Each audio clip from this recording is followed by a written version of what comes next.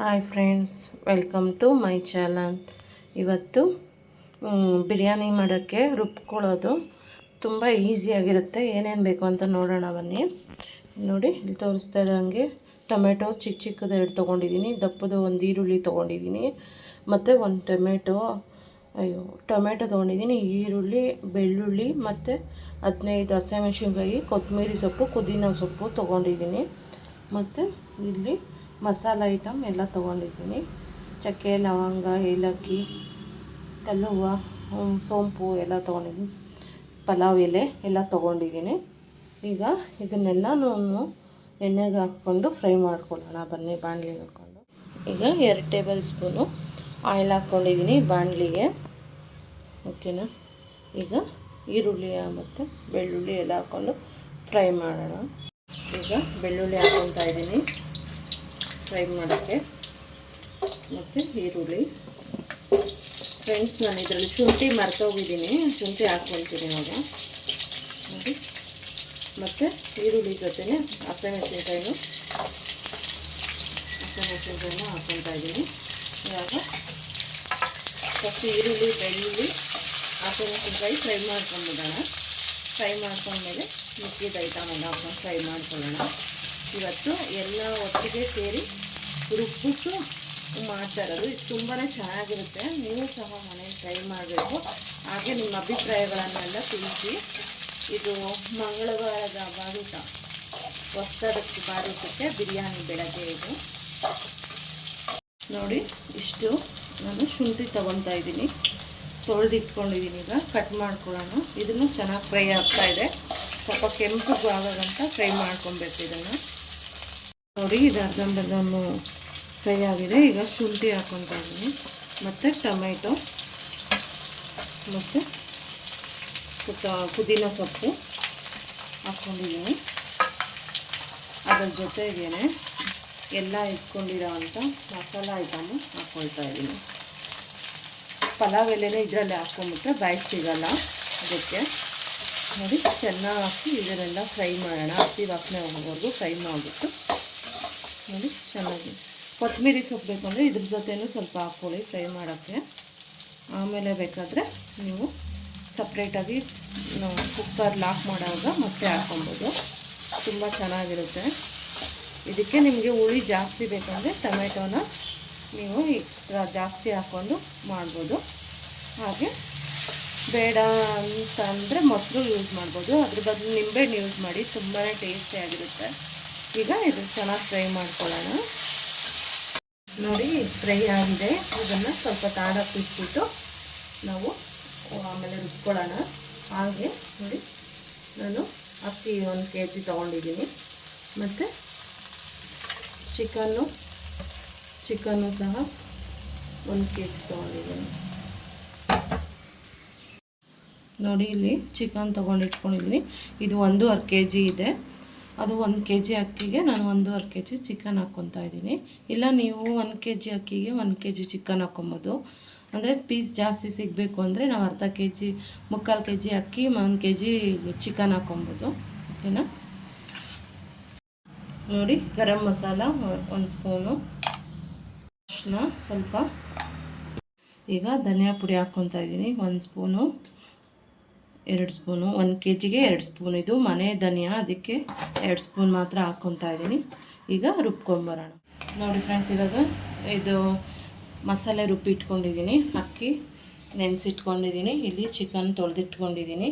ಈಗ ಹೇಗೆ ಮಾಡೋದು ಅಂತ ನೋಡೋಣ ಬನ್ನಿ. ಒಂದೇ ಸತಿ ಎಲ್ಲ ಹಾಕಿ ಮಿಕ್ಸ್ ಮಾಡಿನೂ ಇಡ್ಬೋದು, ಮತ್ತು ಫ್ರೈ ಮಾಡ್ಕೊತನೂ ಇಡ್ಬೋದು. ತುಂಬ ಚೆನ್ನಾಗಿರುತ್ತೆ. ಬನ್ನಿ ಟ್ರೈ ಮಾಡೋಣ. ನೋಡಿ, 2 ಟೇಬಲ್ ಸ್ಪೂನ್ ಆಗೋಷ್ಟು ಎಣ್ಣೆ ಹಾಕ್ಕೊಂಡಿದ್ದೀನಿ. ಬಿರಿಯಾನಿಗೆ ದೊಡ್ಡದು ಟೇಬಲ್ ಸ್ಪೂನೆಲ್ಲ ಹಾಕ್ಕೊಂಡಿದ್ದೀನಿ. 100 ಗ್ರಾಮ್ ಇರ್ಬೋದು.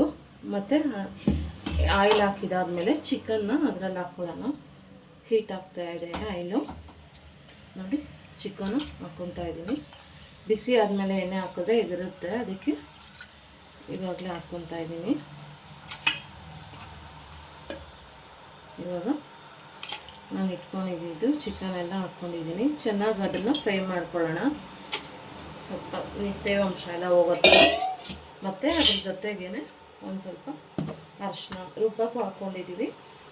ಮತ್ತು ಇವಾಗ ಇದಕ್ಕೂ ಹಾಕ್ಕೊಳ್ಳೋಣ. ಒಂದು ಇದನ್ನು ಒಂದು 5 ನಿಮಿಷ ಚೆನ್ನಾಗಿ ಫ್ರೈ ಮಾಡೋಣ. ನೋಡಿ ಈಗ ಮಸಾಲೆ ಹಾಕ್ಕೊತಾ ಇದ್ದೀನಿ. 5 ನಿಮಿಷ ಚಿಕನ್ ಫ್ರೈ ಆದಮೇಲೆ ಮಸಾಲೆ ಹಾಕ್ಕೊಂಡು ಒಂದು ಒಳ್ಳೆ ಮಿಕ್ಸ್ ಕೊಡೋಣ. ಸ್ವಲ್ಪ ಹಸಿ ವಾಸನೆ ಹೋಗಿದ ತಕ್ಷಣ ಮತ್ತೆ ಅಕ್ಕಿ ಹಾಕ್ಕೊಳ್ಳೋಣ. ನೋಡಿ ಇದನ್ನೆಲ್ಲ ಚೆನ್ನಾಗಿ ನಾವು ಫ್ರೈ ಮಾಡಿ ರುಬ್ಕೊಂಡಿರೋದ್ರಿಂದ ಅಂಥ ಸ್ಮೆಲ್ ಹಸಿ ವಾಸನೆ ಏನಿರಲ್ಲ, ಗಮ್ ಅಂತಲೇ ಸ್ಮೆಲ್ ಬರ್ತಾ ಇರುತ್ತೆ. ಈಗ ನೋಡಿ ಗ್ರೀನ್ ಚಿಕನ್ ಬಿರಿಯಾನಿ ರೆಡಿ ಆಗ್ತಾ ಇದೆ. ನೋಡಿ ಈಗ ಇದಕ್ಕೆ ಟೇಸ್ಟ್ಗೆ ಎಷ್ಟು ಬೇಕಷ್ಟು ಉಪ್ಪು ಹಾಕ್ಕೊಳ್ಳೋಣ. ನೋಡಿ ನಾನು ಟೇಸ್ಟಿಗೆ ಉಪ್ಪು ಹಾಕ್ಕೊತಾ ಇದ್ದೀನಿ. 1 ಸ್ಪೂನ್ ಉಪ್ಪು ಹಾಕ್ಕೊತಾ ಇದ್ದೀನಿ ಮತ್ತು ಇನ್ನೊಂದು ಸ್ಪೂನ್ ಹಾಕ್ಕೊತಾ ಇದ್ದೀನಿ. ನೀವು ಎಷ್ಟು ಜನಕ್ಕೆ ಮಾಡ್ತೀರಾ, ಎಷ್ಟು ಕ್ವಾಂಟಿಟಿ ಮಾಡ್ತೀರಾ ಅಂತ ನೋಡ್ಕೊಂಡು ಹಾಕಿ. ನಾನು 3 ಸ್ಪೂನ್ ಉಪ್ಪು ಹಾಕಿದ್ದೀನಿ. ಉಪ್ಪಿನ ಪುಡಿ ಹಾಕಿರೋದು, ಕಲ್ಲುಪ್ಪು ಖಾಲಿ ಆಗಿಬಿಟ್ಟಿದೆ. ನೀವು ನಿಮ್ಮ ಮನೆಯಲ್ಲಿ ಕಲ್ಲುಪ್ಪು ಹಾಕೋಂಗಿದ್ರೆ 1 ಇಡೀ ಹಾಕ್ಕೊಳ್ಳಿ ಸಾಕು, 1 kg ಮಾಡೋ ಚಿಕನ್ ಬಿರಿಯಾನಿಗೆ. ಇವಾಗ ಒಂದು 5 ನಿಮಿಷ ಇದು ಚೆನ್ನಾಗಿ ಉಪ್ಪು ಖಾರ ಎಲ್ಲ ಹಿಡ್ಕೊಂಡ್ಲಿ ನಾವು ಒಂದು ರೆಸ್ಟಿಗೆ ಬಿಡೋಣ.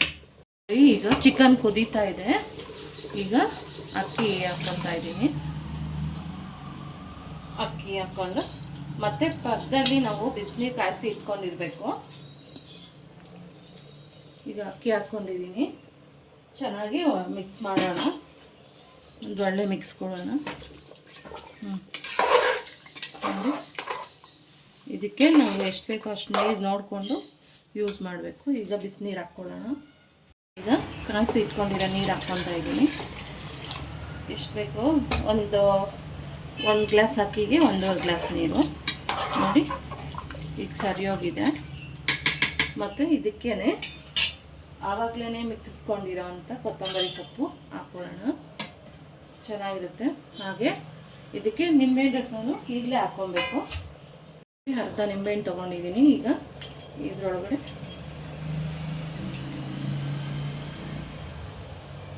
ಸ್ಕ್ವೀಸ್ ಮಾಡ್ಕೊಂಡು ಹಾಫ್ ಸಾಕು. ನಿಮ್ಗಿನ್ನೂ ಎಕ್ಸ್ಟ್ರಾ ಬೇಕು, ಅಕಸ್ಮಾತ್ ನಿಂಬೆಹಣ್ಣು ಹುಳಿ ಇಷ್ಟ ಆಗಿಲ್ಲ ಅಂದರೆ ಮೊಸರು ಯೂಸ್ ಮಾಡ್ಬೋದು. ಓಕೆನಾ?